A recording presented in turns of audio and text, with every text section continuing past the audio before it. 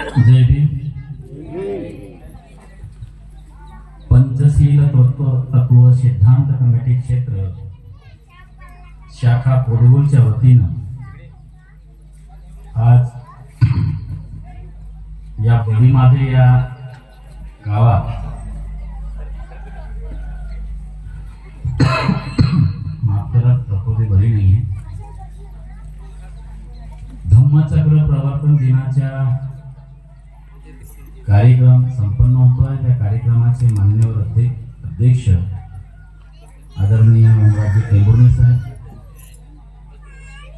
या कार्यक्रमाला जे मुख्य अतिथी म्हणून किंवा मार्गदर्शक म्हणून लाभलेले आहेत, तुम्हाला वारंवार त्यांचा उल्लेख संचालन करणाऱ्या महोदयांनी केलेला आहे. ते डॉक्टर सचिन मडावी, अप्पर आयुक्त समाज कल्याण गडचिरोली जे आहेत, तुमच्या माहिती करता सांगतो सचिन अप्पर आयुक्त समिती हा फुलेशाह चळवळीचा खंड समर्थक आहे. हा अधिकारी कम आहे आणि कार्यकर्ता जास्त आहे. फार कमी लोक मिळतात तुमच्या माहिती करता सांगतो. नाहीतर झालं आपल्याला झूल बांधून अशी फिरणारे लोक शिपाई असला तरी त्याच्या अंगात आलेली असते. पण हा तुम्हाला मोर्चामध्ये पॅम्पलेट वाटताना पाणी वाटताना दिसेल उद्या सचिन. एवढा चांगला तुमच्या समोर आज कार्यकर्ता म्हणून म्हणजे मुख्य अध्यक्ष म्हणजे का मुख्य मार्गदर्शक म्हणून आलेला आहे. या कार्यक्रमाला तुम्ही मला नौख्या, मी तुम्हाला नौखाय परिचित नाही आहे. त्यांचा मुकेश नरोटीचा प्रचंड आग्रह होता आणि म्हणून या कार्यक्रमाला यावंच लागलं. त्यामुळे तुमचा आणि माझी आज संवाद साधण्याची वेळ आहे. परमपूजनीय डॉक्टर बाबासाहेब आंबेडकर, तथागत गौतम बुद्ध आणि परिवर्तनाच्या चळवळीसाठी ज्या महान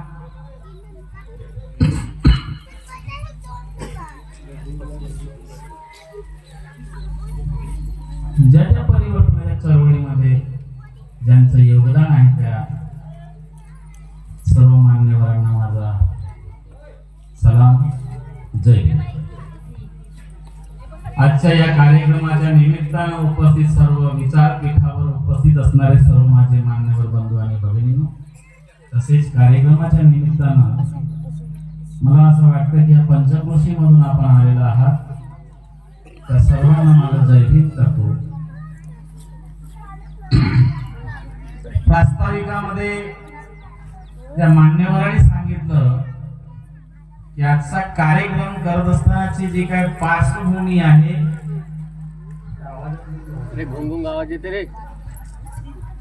पार्श्वभूमी आहे ती समाजाला एकत्र करण्याची आहे.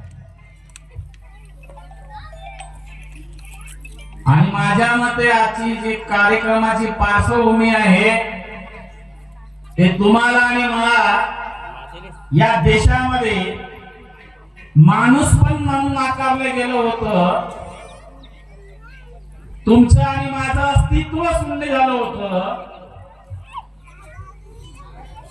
तुम्हाला आणि मला सार्वजनिक ठिकाणी सुद्धा पण रस्त्यावर चालण्याची मुभा नव्हती.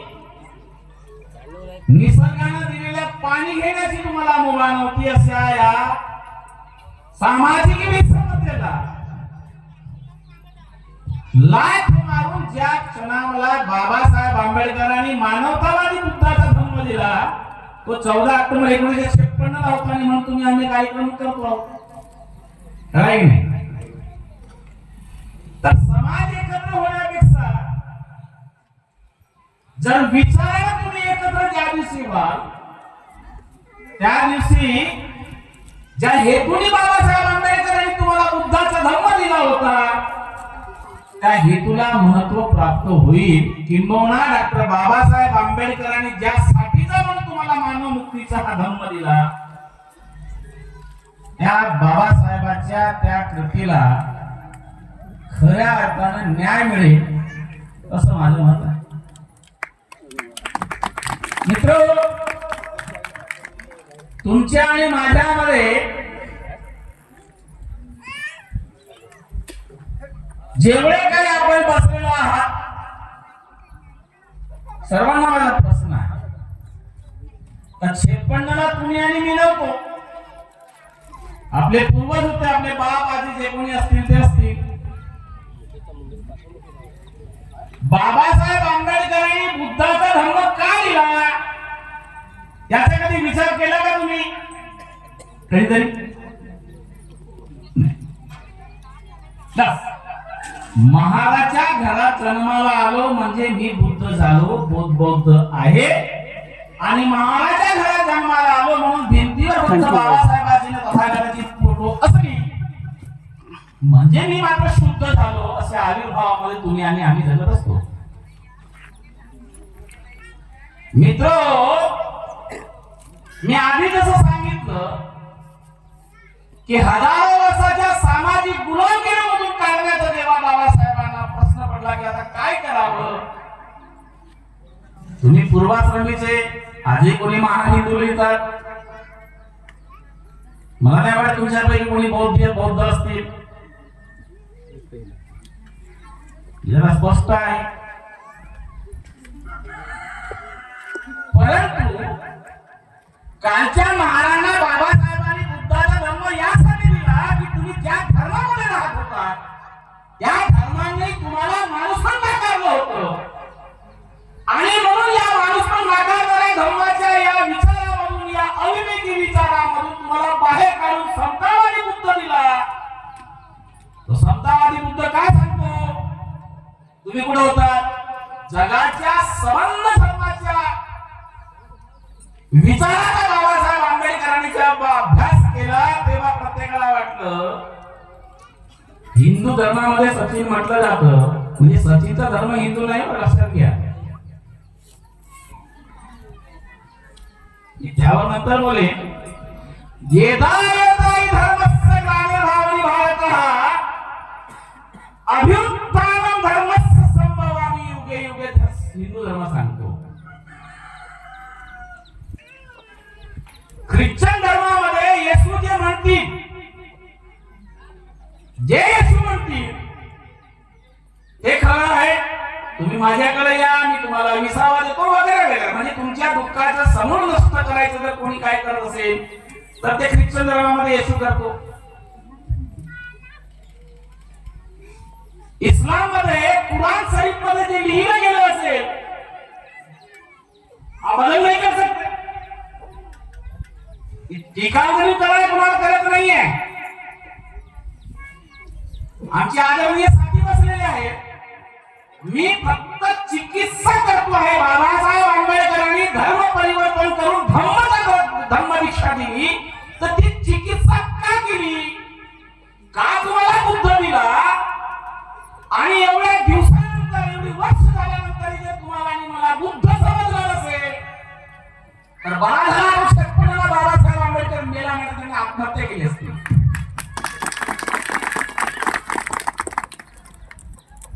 सलमान रश्दी नावाचे एक सुधारणवादी लेखक आहेत.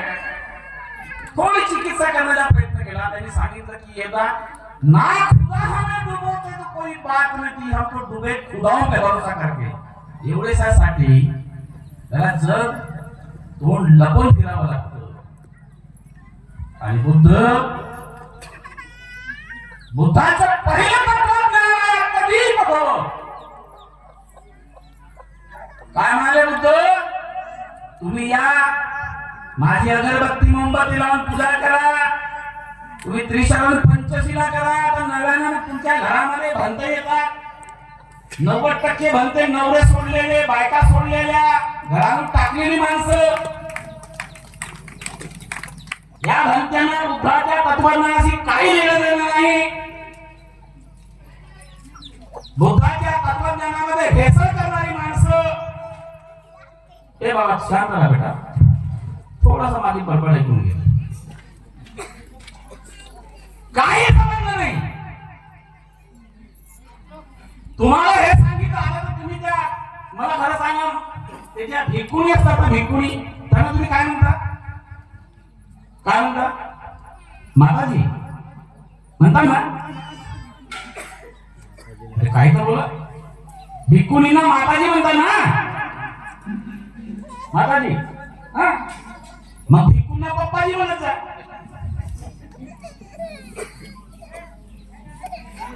बुद्धाच्या तत्वज्ञानामध्ये किती भेसळ चाललेलं आहे आणि तुम्ही कोणत्या दिशेने वाटचाल करत आहात याचा कधीतरी चिकित्सा केली तुम्ही?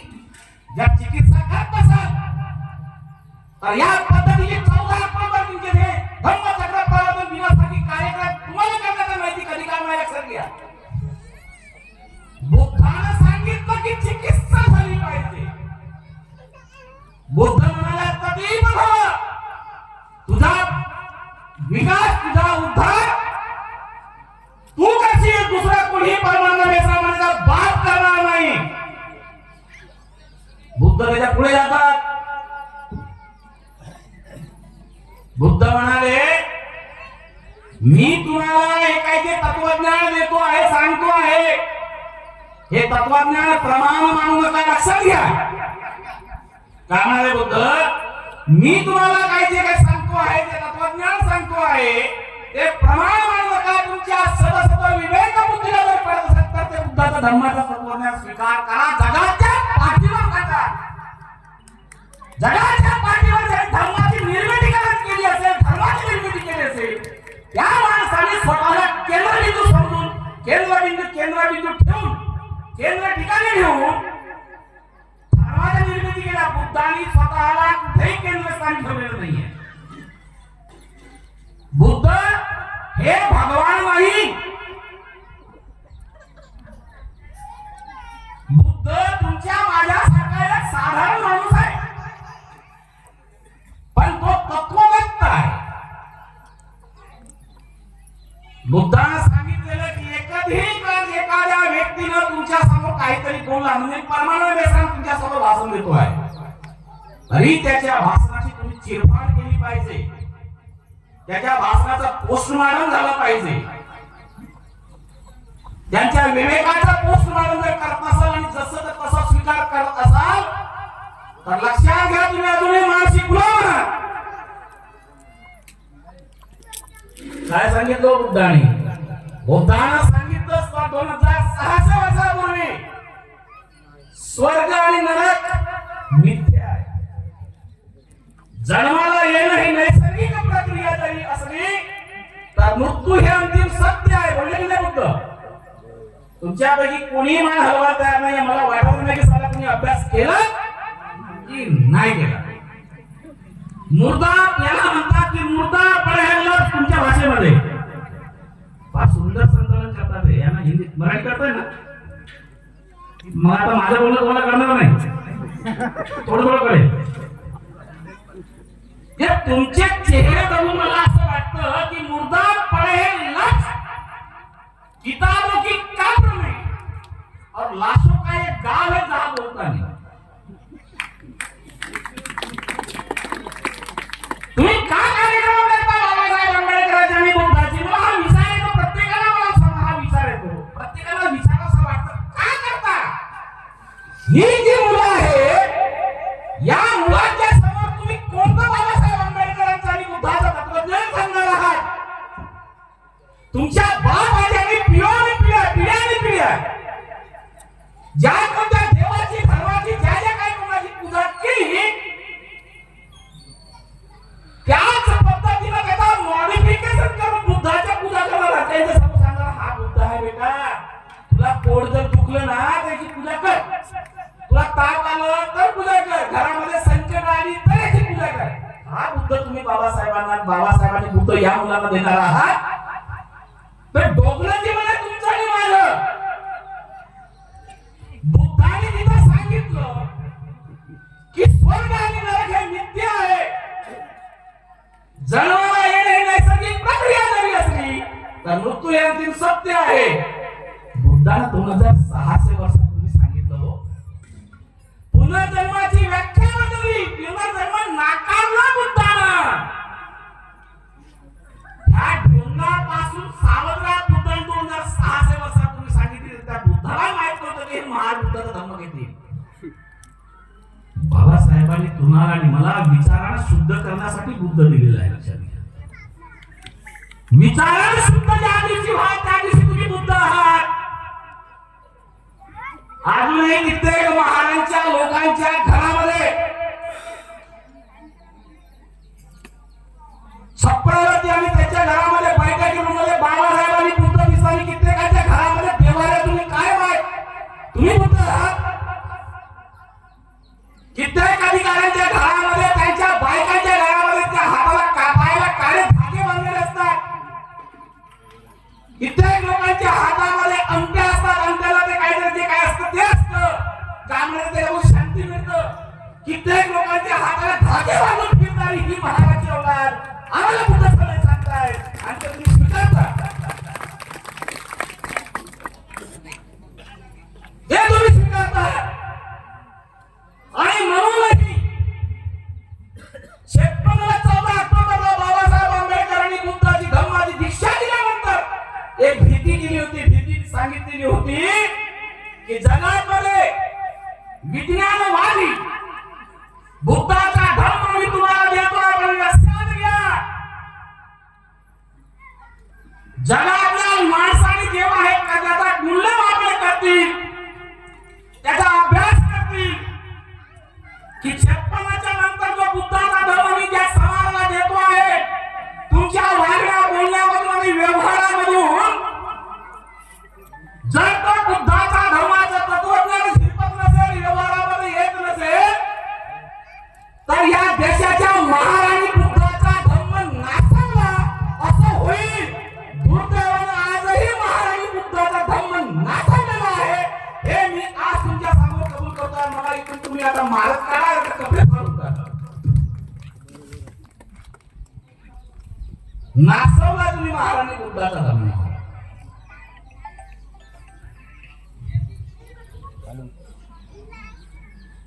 आपण जातीची महार म्हणून काहीतरी आपण करायचा कार्यक्रम वर्गण्या करा गोळा करा आणि मग रॅलीमध्ये तुम्हाला खरं आता आंबेडकरला दिसायला लागण्यासाठी दिल के टुकड़े हजार हुए कहीं इधर गिरे कहीं उधर. लाजीरवाणी गोष्ट एका कार्यक्रमाला गेलो होतो मी. तिथे गाणं होतं रॅलीमध्ये ओके आणि त्या गाण्याचं बोल होतं इनके लगते जिगर आधे इधर आधे उधर नवरा नाचते बाप नाचते बायको नाचते नातू नाचते नादारी नाचते. काय बेशरमगिरी आपल्या समाजात. कुठं निवडून ठेवलं आपण बाबासाहेब आंबेडकरांचं तत्वज्ञान यासाठीच त्या माणसाने आपली पोरं गमावली होती.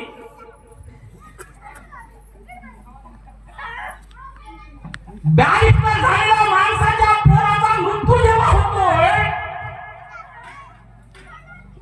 त्याला दफन करण्यासाठी सचिन त्याला बायकोकडे कपडा नाहीये. बॅरिस्टराची बायको ओरगावरती राजरतन स्मशानभूमीमध्ये नेण्यात जात असताना त्यांच्याकडे कपडा नवीन नाही पदार्थ फल्ला माऊलीनं गुंडाळून दिला पोराला. यासाठी हा पोरानो यासाठी पुढं गमावली आणि परमानंद मिश्राम काय करतोय असे कार्यक्रम करायची. परमानंद मिश्रामांनी भाषण द्यायचं आणि जाऊन त्या व्यवस्थेला भेटायचं जी व्यवस्था तुम्हाला आज गाळण्यासाठी निघालेली आहे हे करायची नाही. कोणत्या व्यवस्थेला जाऊन आपण गुलाम होतो आहोत. आपला आंबेडकरवाद जर कार्यक्रमामध्ये आणि फक्त रॅलीमध्ये जर दिसत ध्यान धिंगाण्यामध्ये दिसत असेल तर मित्र हो ते दिवस दूर नाही आहे. ज्या दिवसात 70 वर्षाच्या पूर्वी 60 वर्षाच्या पूर्वी महाराणाचे तुम्हाला करावं लागत होतं. हळूहळू हळूहळू झिरपत चाललेला लक्षात घ्या. व्यवस्था त्या पद्धतीने चाललेली आहे. त्या पद्धतीची व्यवस्था तुम्ही मला अशी कोणते भाषण संचालन करणारे जे मान संचालन करणाऱ्यांनी सांगितलं की समाज कशासाठी झाला पाहिजे. समाज एकत्र व्हायची जी आपण काही बांधणी करतो ती समाजाची बांधणी ही विचार आणि मिळून मग नंतर ज्या व्यवस्थेने तुम्हाला लाताळलं, सचिनला माझं म्हणणं आहे, मुकेशलाही आहे, तुम्ही तुमचे जा. अत्यंत कमी वयामध्ये 3 चमच्याने इंग्रजांना घाम फोडणारा जे आपण पूजा करतो, उलगुलान हा शब्द वापरतो. बिरसा मुंडा त्यावेळेस शहीद झाले आणि आजच्या आदिवासीवरती इतकी व्यवस्था मुक्ते तरी सगळ्या आदिवासी त्याला मतदान करते बेसर्वासारखे. हा नवीन वसाहतवाद आजच्या महाराष्ट्रामध्ये जसा असेल तसाच हा आदिवासीमध्ये. आदिवासी आणि महार हे दोघेही मावस भाऊ आहे, लक्षात घ्या. मावस भाऊ. इथल्या महाराणी आदिवासीला कधीच दूरचा समजू नये आणि आदिवासीनं महाराणा कधी समजू नये. त्याला कारण असं आहे की तुम्ही दोघेही शोषितांची अपत्य आहात. या देशाचा राष्ट्रपती आदिवासीला केल्याचा फार डंका या देशामध्ये वाढवला गेला आणि आदिवासीचा राष्ट्रपती होता बरोबर 6 महिन्यांना एमपी मध्ये एका आदिवासीवर मुतलं गेलं आणि इथला आदिवासी शांत शंडासारखा बसलेला आहे. शंडासारखा बसलेला आहे. मित्र हो, या देशाला स्वातंत्र्य मिळून आज एवढी वर्ष जर झाली असली तरी माझ्या माया बहिणीला पूर्ण अंग झाकेपर्यंत कपडा मिळत नाहीये. ही खरी इथला आंबेडकरवाद त्यांच्यासाठीचा असला पाहिजे. लढाई त्यांच्यासाठी असली तर आंबेडकरवाद खऱ्या अर्थाने जिवंत राहील. लक्षात घ्या. चालले लोक म्हणजे कोणाचा लढाई आहे म्हणजे आदिवासीचा भूदेवाला. महाराजा एखाद्या प्रकरणासाठी बौद्धांच्या एका एकूण भूमिकेसाठी जर बौद्धांनी जर काही आंदोलन केलं तर आदिवासी वाटत भूदेवाला. हे सर्व बघून सचिन मला एक तत्वज्ञानी होते जर्मनीचे. त्या जर्मनीचा एक तत्वज्ञानी म्हणतोय की 5व्या घराला जेव्हा आग लागली तेव्हा मी शांत होतो. 5व्या घरानंतर माझ्या घर होता ना. जेव्हा त्या घराला आग लागली तेव्हा मी शांत यासाठी होतो कारण तो माझ्या धर्माचा नव्हता. 4थ्याला लागली तो माझ्या पंथाचा नव्हता. 3ऱ्याला लागली तो माझ्या जातीचा नव्हता. 2ऱ्याला लागली तो माझ्या विचाराचा नव्हता. शेजारच्या लागलीचा भांडण होतो. जेव्हा परमानंद मित्रांच्या घराला आग लागली तो वाचवणारा कोण नव्हता हे आपण विचारतो. आणि म्हणून या देशाचा सर्वांत शोषित जो वंचित आहे त्यांना आंबेडकरांची कास धरली पाहिजे तर तुमचा उद्धार आहे. मुकेश लक्षात घे. जर तुमच्या बेंबीच्या देखामध्ये जर आंबेडकरवाद असेल तर तुम्ही क्रांती करू शकता. प्रचंड महान शाहीर ज्यांच्या गाण्याची दखल बाबासाहेब आंबेडकर जास्त वेळ घेतलाय का?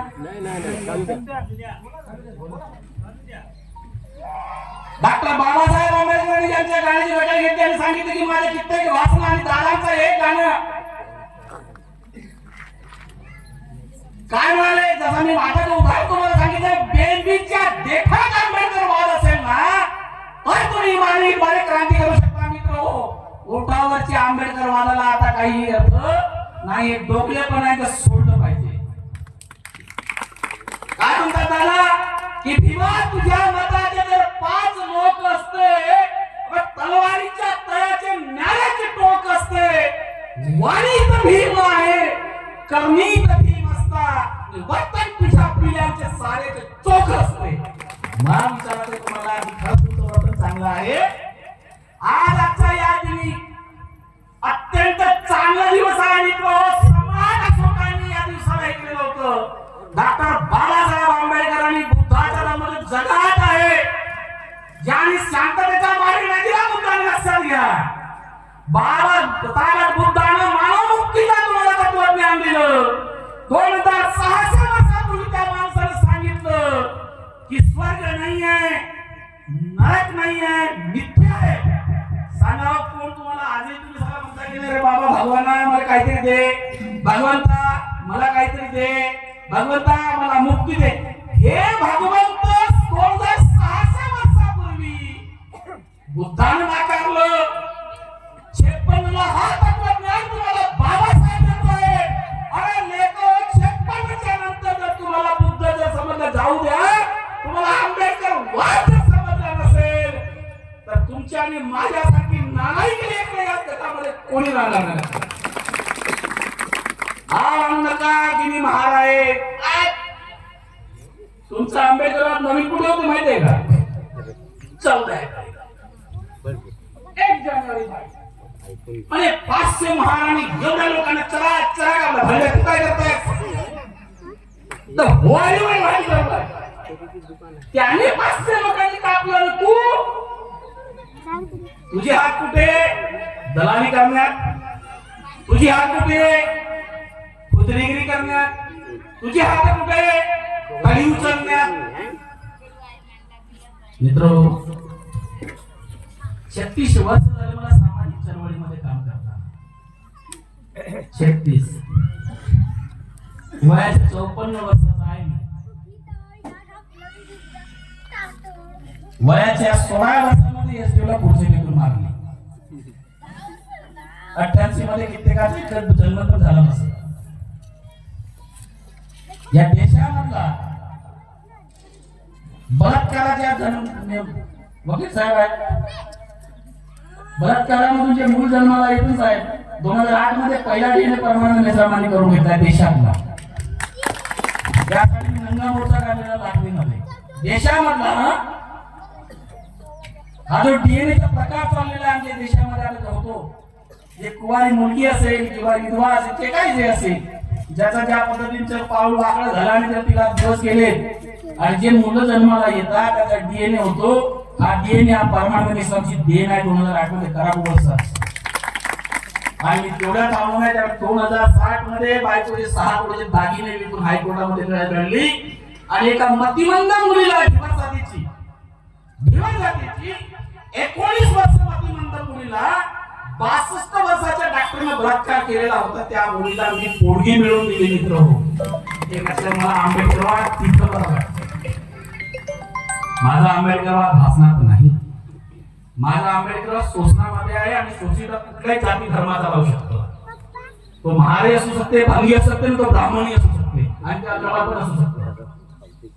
माझा आंबेडकर हा इथं दिसतो. माझा आंबेडकर जातीमध्ये कसा असेल कारण माझ्या बापाची संकल्पना ती नव्हती. ज्या व्यवस्थेने बाबासाहेब आंबेडकरांना छळलं, माणूस पण नाकारलं, त्याची विद्वत्ता नाकारली. घटनेमध्ये देत असताना बाबासाहेब भरभरून दिलं.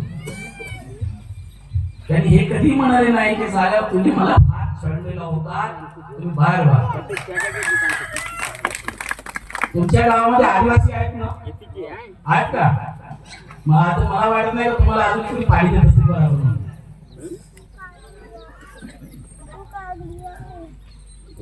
सचिन म्हणजे या जातीच्या माणसाला महाराणा आदिवासी माणूस समजत नाही, पाणी देत नाही म्हणे विचार होते. ही जी ब्राह्मणवादी व्यवस्था आहे ही कितपत झिरपली आहे लक्षात घ्या. आणि म्हणून सचिन मी काय आणि मुकेशा काय म्हणतोय मी की जर तुम्हाला खऱ्या अर्थाने बाबासाहेब आंबेडकर तत्त्वज्ञान तुम्ही स्वीकारला असाल तर तुम्ही तुमच्या जातीमध्ये जाऊन सांगा आंबेडकरवाद तिथून नाही.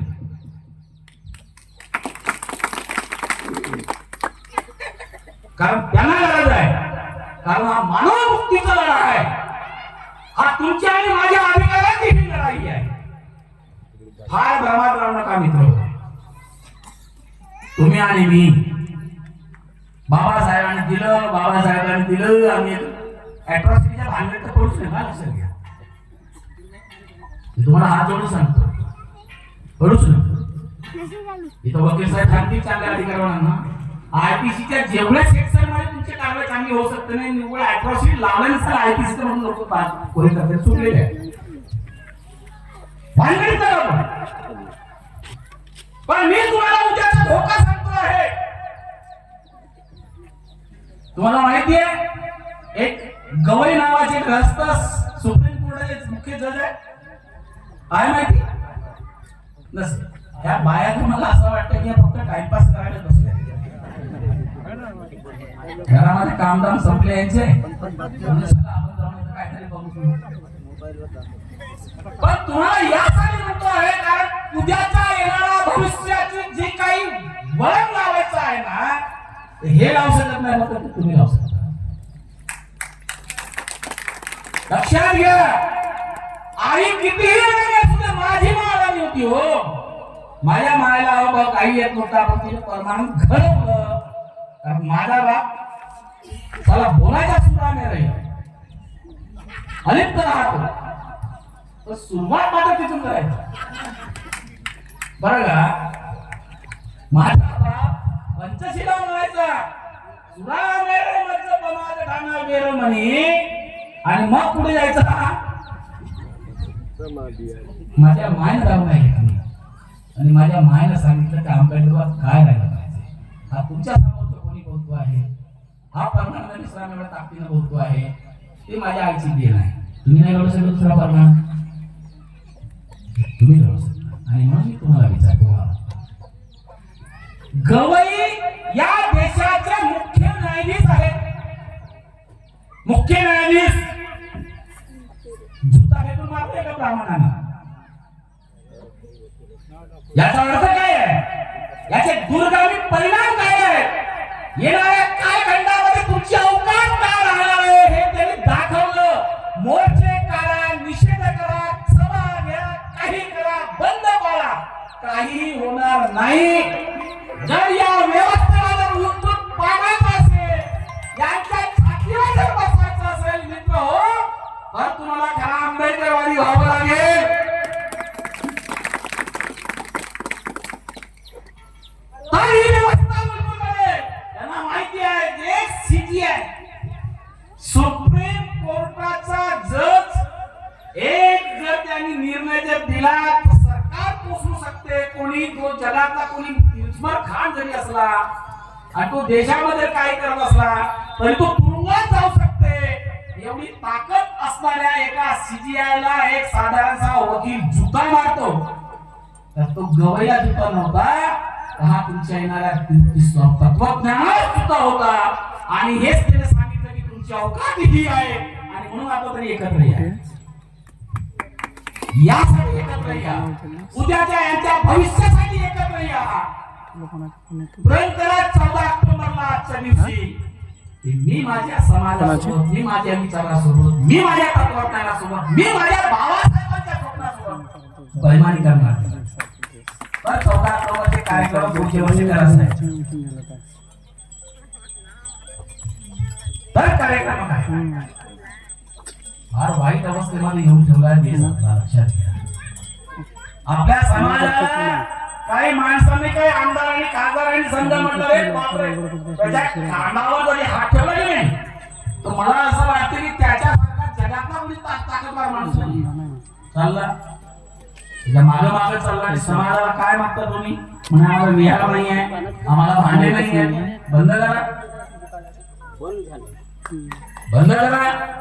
माझा फुटका घर जरी असेल ना, त्याला सावरण्याचा प्रयत्न करा. लक्षात घ्या, हा मी राजकीय भाषण नाहीये. मी काय तुमच्याकडे येऊन उभा राहणार नाही निवडणुकीमध्ये. पण उद्याच्या यांच्या उद्याला येणार या मुलांना जर तुम्हाला सुरक्षित ठेवायचं जर असेल, माझ्या मुलींना, माझ्या नातवंडांना कुणीही भर रस्त्यावर तिचे कपडे घालून तिच्या उद्या अत्याचार करणार नाही, हे जर तुम्हाला ठरवायचं असेल तर तुम्हाला आज आंबेडकरवादी मानधारी स्वीकारावं लागेल मित्र. लक्षात घ्या, नाही तर मागची ज्या पद्धतीचे घट आपल्या झालेली आपल्या पूर्वजांच्या सोबत गीत सुटके सुटले आपल्या कीर्तन लपत लपत, आणि आता तर उघड उघड तुमच्या मनगुटावर बसलेली आहे. मित्र हो, मला माहिती आहे की फार जास्त लांब वेळ घेतलेली आहे, बरेचसे घेतलेली आहे, पण मला वाटतं मुंबईवर एवढा लांब प्रवास केला होता, जरा जास्त होऊन जाऊ दे नाही का एवढा अंतराचा काय मुकेश. पण ही माझी वेदना आहे. आई शपथ सांगतो, माझी वेदना आहे, माझ्या डोळ्यात आसू आहे. मी प्रामाणिकपणे 36 वर्ष झाले चळवळीत काम करतो आणि मला चिंता होतं माझ्या मुलांची. तुमची नाही ना, माझी पण नाही. आपण काही आपला इकडे एक पाय तिकडे एक पाय वाग काय की नाही. तुमचा आणि माझं वय त्या लेवलवर आले होता, तर मी माणूस म्हणून जन्माला आलो असेल, माझ्यावर मी जर बाबासाहेब आंबेडकरांनी माझ्या सर्वस्व मानत असेल तर बाबासाहेब आंबेडकरांनी स्वप्न तुमच्यावर ठेवलेली, फार अपेक्षेनं ठेवली हो, फार अपेक्षेनं. तर त्याचा खालीचा वाटा तरी माझ्या हातून चांगलं होईल एवढं पवित्र आणि उदात्त हेतू तर ज्या दिवशी आपण ठेवणे मित्र होत, समाजाचं भलं होईल. भाषणानं होणार नाही, लक्षात घ्या, भाषणानं होणार नाही. कार्यक्रमाला बोलवा, भाषण ठोका, त्याच्याकडून काहीतरी करा, यानं आता होणार नाही. संपलं आता. आता तुम्हाला एक संघ व्हावं लागेल, विचारानं व्हावं लागेल, धम्माच्या तत्वज्ञानानं व्हावं लागेल. यासाठी ज्या दिवशी तुम्ही मला बोलवा, दंड आणि झेंडा परमानंद मिश्रांच्या हातामध्ये दिसेल. या पंचशील तत्व सिद्धांत नवयोग कमिटीच्या क्षेत्र शाखा कोडगुल या वतीनं आपण मला बोलावलात. म्हणजे तुमच्या माध्यम जरी मुकेश आमचा असला तर मुकेशच्या माध्यमातून तुमच्या आणि माझा संवाद करायची ही एक संधी मला उपलब्ध करून दिला, त्याबद्दल मी आपला आभारी आहे. माझ्या बोलण्यामध्ये फार तिखटपणा असतं, त्या लोकांना वाटतं की मी माफी वगैरे मागेन, तर मी त्यातला नाहीये. मी माझ्या विचारावर ठाम आहे. फार बरं वाटलं इथे मेश्रामची संख्या भरपूर दिसते. मला वाटलं मी एक तर मेश्राम येतो की काय एवढं लांब, तो भरपूर काय सांगत ना, बेश्रमाचं झाड आणि आमचं आडनाव सारखंच आहे. मला कुठे दिसते. मी तुम्हाला आणि त्या मुलांना, इथल्या मुलींना फक्त एवढंच विचारतो आहे की सोशल मीडियावरती फार ताकदीने एक गोष्ट करता, या जातीनं हा ओबीसी असा आहे, हे अंधश्रद्धाळू आहे, हे अमुक आहे. तुम्ही काय आहात? अगदी प्रामाणिकपणे सांगा, तुमच्या घराच्या देवाऱ्यावरती बाबासाहेब आंबेडकरांच्या आणि बुद्धाच्या बाजूला टाकळगाचा विकतो आहे का?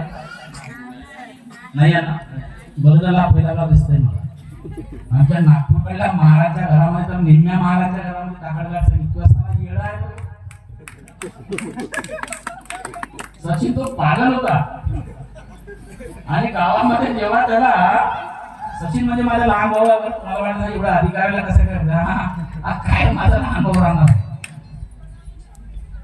तो येळ होतो गावामध्ये, त्याला बेळे टाकल्या आणि इतके सारे तथाकथित महाराज त्याच्याकडे जातात, पूजा करतात.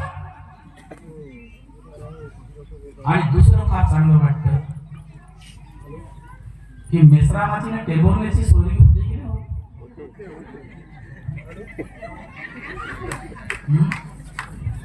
मिश्रामाची, रामटेक्याची, वालद्याची, टेंबवण्याची, सहायची जर सोय की होत नसेल तर तुम्ही तुमच्या घरातले बाबासाहेबांनी बुद्धाच्या फोटो फेका.